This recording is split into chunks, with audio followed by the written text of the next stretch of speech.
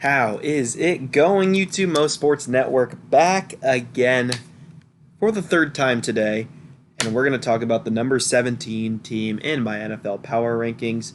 We're talking about the Cleveland Browns. There's a lot to talk about. The Browns are a very interesting team, and I am excited to talk about them. Coming at the 17 ranked team, I think this team has a lot of potential, and I am excited to talk about all the talent they have and also talk about some of this team's shortcomings.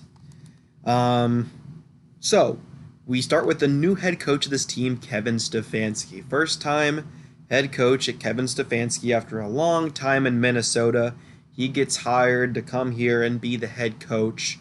After what seemed like sort of an emotional hire in Freddie Kitchens, he's a lovable guy, emotional guy. After the first year, they go back to their more analytic approach and pick up a coach like Kevin Stefanski, who seems like more of a sure thing, no nonsense. Hopefully, kind of a coach who can corral the Baker Mayfields, the Odell Beckhams, the big personalities in the Browns room. Don't know what to think about Kevin Stefanski. Not going to make judgments on him yet till I see him coach. But I think he'll be an improvement from Kitchens, who drastically underperformed last season. I've been talking about it all year. In most of my recaps or in my preseason power rankings so far, the Browns cannot be as bad this year as they were last year again. And that's just what I think. So we go now to the coordinators. Alex Van Pelt, offensive coordinator, and then Joe Woods, defensive coordinator. Both relatively unexperienced guys. What is this breaking news? Training camp, whatever. This is a relatively young staff, and I'm interested to see where they go. I think it has to be better than last year's staff, but not much to talk about. I don't think the coaching staff is a liability yet till I see it to be one. They're just a young rookie staff. So that's all in the coaching staff. We go into the important part, and that is the roster. Baker Mayfield, polarizing to say the least. Last season, or rookie season, we should start there, he was fantastic. Did great things as a rookie in Cleveland, brought them to like a 6-7 win season, I believe. Great stuff. After an 0-16 season, great to see Baker doing those things. Second season, all the hype in the world, he comes in and shits the bed. 6-10 record. Second most interceptions in the league to only Jameis Winston. Only one more touchdown than interception. Blah. Lots of questions to what that was, whether the offensive line or just a sophomore slump, or was it legitimately teams figuring out Baker and him being not as good as we all thought he was out of his rookie year. And I think that is an important question to ask, and I think we're going to get these questions answered this year, which is why the Browns are such an interesting team to watch this year. So, Baker Mayfield, how do I think he projects? Right now, I'm going to say low-line starter, probably upside a top 15, top 10 quarterback, to low end a top 25 guy. I don't think he's going to be one of the worst quarterbacks in the league. I think he'll definitely take a step up from last year, but definitely a guy to be cautious about. Now, I'm not saying this will happen, but if the Browns and the Baker Mayfield thing goes in the toilet, they have a decent backup in Case Keenum. I don't think it should ever come to that unless Baker's like Johnny Manziel levels of bad, and I don't think he will be. I like Baker. But Case Keenum is a capable backup if Baker goes down or if he stinks. I don't think he will, though. So, Baker Mayfield, kind of a question mark, but the rest of this offense, man, I think it's going to be harder. It's going to be harder for him to not succeed than to succeed, just looking at this offense. We start with the running game. Nick Chubb and Kareem Hunt.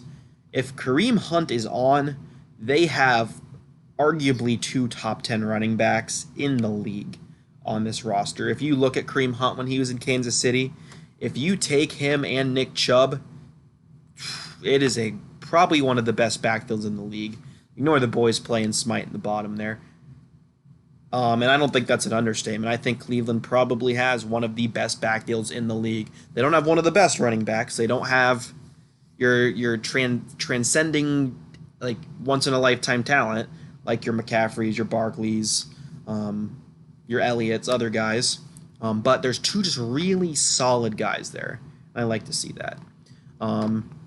Then we look at the receivers. Another great group. Odell Beckham Jr. When he's healthy, when he's on, top 10 receiver, no doubt. Jarvis Landry, great compliment in the slot to him. Then you have Rashard Higgins, another can be deep threat, fast wide receiver. Kind of has to play because Antonio Callaway didn't work out, but I don't think Rashard Higgins is a bad third option by any means. Then look at Donovan Peoples-Jones. He had to deal with horrible quarterback play in Michigan his whole time. Here comes to get to have Baker Mayfield, who is not great, but let's not get it twisted. Baker Mayfield is not the people he had to deal with at Michigan. He's not Shea Patterson by any means. I don't remember who else was there in his time, but he's definitely not Shea Patterson. And Damian Ratley's another decent guy. They are deep at receiver, I think. Tywan Taylor, another decent guy coming over. So I am impressed with this Browns receiving and running back room. Good stuff. And then at tight end, they're also incredibly deep. Austin Hooper, David Njoku, and then rookie Harrison Bryant coming from FAU. The Browns are so freaking loaded, weapons-wise, and I just really hope Stefanski and Baker can utilize them well, because this is one of the best weapons groups in the league, and I'm just, like, having my mouth water being able to talk about them. Like, if like Baltimore had these weapons, it'd be a wrap. Just because it's ridiculous. Certain teams would die to have these weapons, and that's why the Browns are as high as they are. Offensive line, I think they fixed it. I don't know exactly how Jedrick Wills will do, but they have three proven commodities. You have Joel Bitonio, J.C. Treader, Jack Conklin, all really solid guys. You don't need to have Chris Hubbard starting anymore, although if Wyatt Teller sucks, Hubbard can start at guard for this team. You also have Nick Harris, who was drafted, who I think is a quality backup if any of these guards are to go down. And then Jedrick Wills was my favorite offensive lineman in this draft this year. I think he can come in, play right away, and be excellent. This Browns offense, the sky is the limit. Wherever Baker Mayfield takes them, they will go. If Baker Mayfield plays like a top 10 quarterback, this could be the best offense in the league. And it could be average to below average if Baker Mayfield stinks again, which is a crime because this offense, I am excited about pretty much every piece on this offense except for Wyatt Teller at right guard. And then again, Rashard Higgins isn't super inspiring, but I think between him, Ratley, Peoples-Jones, and Taylor, someone's going to look really good as that third receiver. So the Browns' weapons are excellent.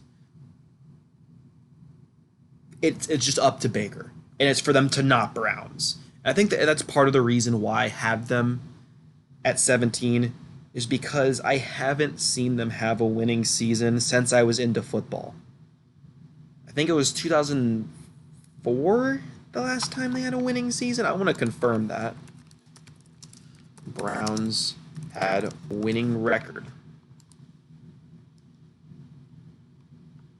Cleveland Browns, Team Encyclopedia. The last winning season the Browns had was 2007. That counts for something. You can be as talented as any team in the league, but if you haven't had a winning season in 13 years, I'm not going to put you up with the top 10 teams in the league because I haven't seen you be able to win yet. I haven't seen Baker win necessarily yet. I know he can. He's done it at Oklahoma, but I haven't seen it happen yet. So we go on to the defense now. We start with the defensive line. On paper, it's very good. Myles Garrett's back. He's, again, like a top 10 pass rusher in this league. I'd say he's like top 5 right now. Excellent pass rusher in Myles Garrett and a good complementary piece. I know he wasn't excellent last season, but Olivier Vernon is here. And on the inside, you have Sheldon Richardson, who I think is a pretty good piece. Then Larry Ogunjobi, who has underperformed, but Browns fans seem to have a lot of faith in him. So we'll see exactly what's going on there with Ogunjobi. I'm not 100% sure. And then a couple guys to look out for. Jordan Elliott, I really liked out of Missouri. I think he was a really good pick by this team. One of my favorite defensive tackles in this draft. I had him as like a top 3 or 4 in this draft. He got him decent bit later. And then Chad Thomas, I'd like to see him do some more for this team overall. He did play for them last year. I'd like to see him do even more. You also got Porter Gustin and Adrian Claiborne on this team as well. I think overall this is a nice rotation of pass rushers and a very solid defensive line overall. So now we're going to address probably the weakest part of this defense, this whole team, is their linebacking core. And I don't think anyone would disagree with me here. Your starters lined up right now are to be Tay Davis, BJ Goodson, and Sione Takitaki.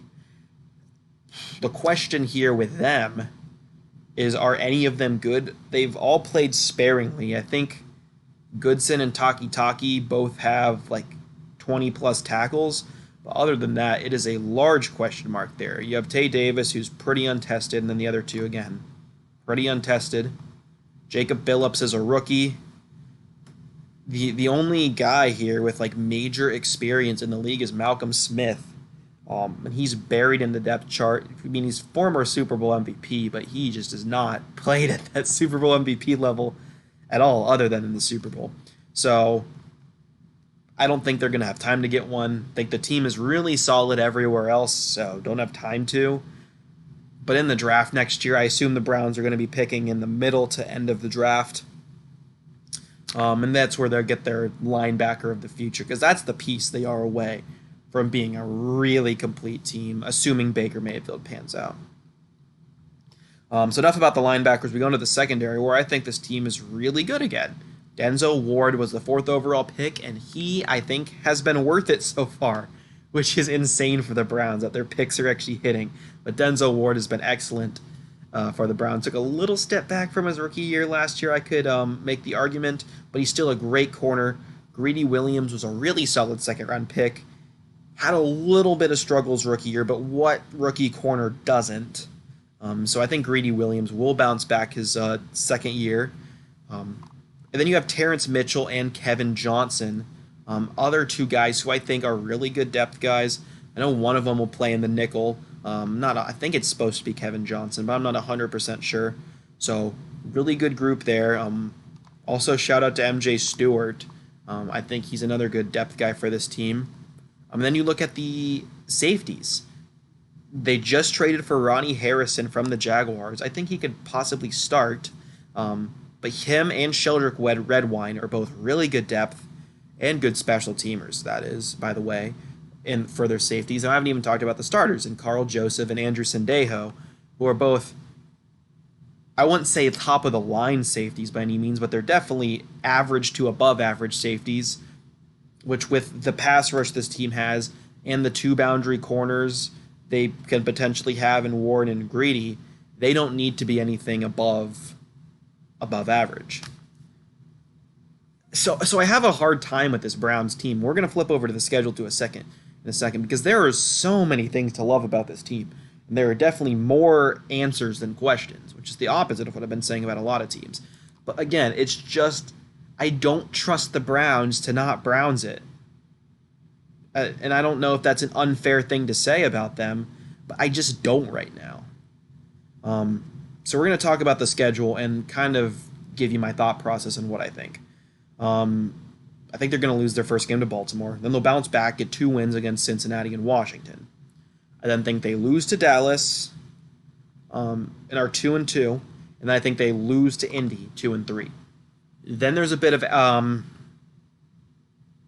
what's the word I'm looking for? A bit of adversity coming their way. And what do? This is a big 3-game stretch. You have Pittsburgh, Cincinnati, Vegas, back to back to back. What do you do here? I think they win 2 of 3. You can kind of decide which ones. I think they're probably going to lose Pittsburgh. I don't know. I said in the Bengals video that I think the Bengals will split them.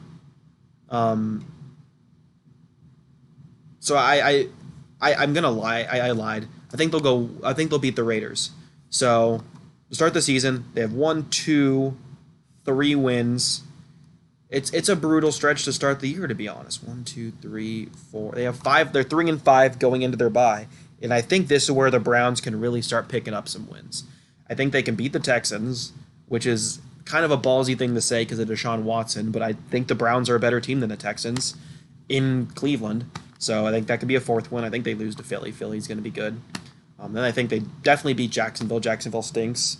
I think they split with Baltimore. I think they split with Pittsburgh. I think they probably lose to Tennessee, but beat New York's, both New Yorks. Based on what I said, that's 9-7 if I do my math right. Winning season, potential playoffs at 9-7. I don't think there's much to complain about there. If the Browns go 9-7, after being so bad for so long, I think 9-7 is a huge victory for the Browns. And as complimentary as I've talked about them so far, I think 9-7 is completely fair given their experience in losing. But I think it's time. I think it's time for the Browns to finally have that winning season since 2007. And I'm going to predict it here. So again, going over the schedule one more time. 0-1, 2-1, 2-2, 2-3, 2-4, 2-5, 3-5, 4-5, 4-6, 5-6, 5-7, and then down the stretch you win the last four to maybe make the playoffs at 9-7. I think some can go awry. Like I think you can definitely lose both to Baltimore, and if that happens, and then, but then you could also beat Cincinnati again. So I think this team, I think it's absolutely impossible for them to go 6-10 again. I think they're too damn talented to do that again. I think this team's floor is 7 wins, and I think their ceiling is about 10 to 11. And I don't think that is some ludicrous claim. I'm high on this Browns team. I just don't want to go all in yet. And the reason I'm not, new coach, can Baker bounce back? And they're the Browns. I know that's unfair to say I can knock a team just because they're a certain team, but I think the Browns are an exception. But I am high on them this year, and I think they can turn around. I just don't want to look like a fool and put them in the top 10 like a lot of people did last year. So that is all from me today. Thank you guys so much for watching. If you're a Browns fan, since I'm a Bengals fan, tell me why I'm right. Tell me why I'm wrong. Please don't just look at the number. Listen to the video. Tell me where I'm right and wrong about the roster. That is all from me today. Thank you guys so much for watching. And I will see you guys next time with the number 16 team in my NFL Power Ranking. So thank you guys so much for watching, and peace out.